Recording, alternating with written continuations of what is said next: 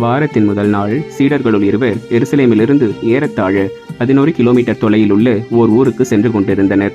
அவ்வூரின் பெயர் எம்மாவு. அவர்கள் இந்நிகழ்ச்சிகள் அனைத்தையும் குறித்து ஒருவரோடு ஒருவர் உரையாடிக் கொண்டே சென்றார்கள். இப்படி அவர்கள் உரையாடிக் கொண்டும் வினவிக் கொண்டும் சென்றபோது இயேசு நெருங்கி வந்து அவர்களோடு நடந்து சென்றார்.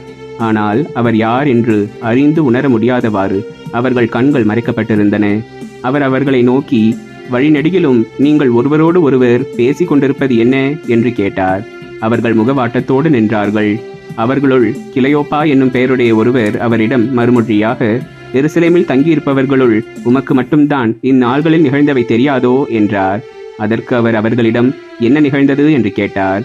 அவர்கள் அவரிடம், நாசரேத்து இயேசுவை பற்றியேதான் பேசுகின்றோம். அவர் கடவுளுக்கும் மக்கள் எல்லாருக்கும் முன்பாக சொல்லிலும் செயலிலும் வல்ல இறைவாக்கினராக திகழ்ந்தார். அவர் இஸ்ரேலை மீட்கப் போகிறார் என்று நாங்கள் எதிர்பார்த்து இருந்தோம். ஆனால் தலைமை குருக்களும் ஆட்சியாளர்களும் அவருக்கு மரண தண்டனை விதித்து சிலுவையில் அறைந்தார்கள். இவையெல்லாம் நிகழ்ந்து இன்றோடு 3 நாள்கள் ஆகின்றன. ஆனால் இன்று எங்களை சேர்ந்த பெண்களுள் சிலர் எங்களை மலைப்புக்குள்ளாக்கினர். அவர்கள் விடியற்காலையில் கல்லறைக்கு சென்றார்கள். அவருடைய உடலை காணாது திரும்பி வந்து வானதூதர்களை கண்டதாகவும் இயேசு உயிரோடு இருக்கிறார் என்று அவர்கள் கூறியதாகவும் சொன்னார்கள். எங்களோடு இருந்தவர்களுள் சிலரும் கல்லறைக்கு சென்று அப்பெண்கள் சொன்னவாறே இருக்க கண்டனர். ஆனால் அவர்கள் இயேசுவை காணவில்லை என்றார்கள். இயேசு அவர்களை நோக்கி, அறிவிலிகளே, இறைவாக்கினர்கள் உரைத்த எல்லாவற்றையும் நம்ப இயலாத மந்த உள்ளத்தினரே, மெசியா தாம் மாட்சி அடைவதற்கு முன் இத்துன்பங்களை பட வேண்டும் அல்லவா என்றார்.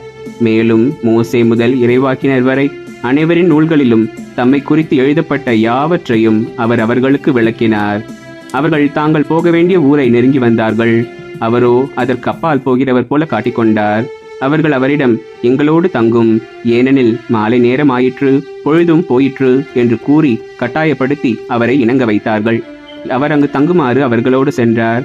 அவர்களோடு அவர் பந்தியில் அமர்ந்திருந்த போது அப்பத்தை எடுத்து கடவுளை போற்றி பிட்டு அவர்களுக்கு கொடுத்தார். அப்போது அவர்கள் கண்கள் திறந்தன. அவர்களும் அவரை அடையாளம் கண்டுகொண்டார்கள்.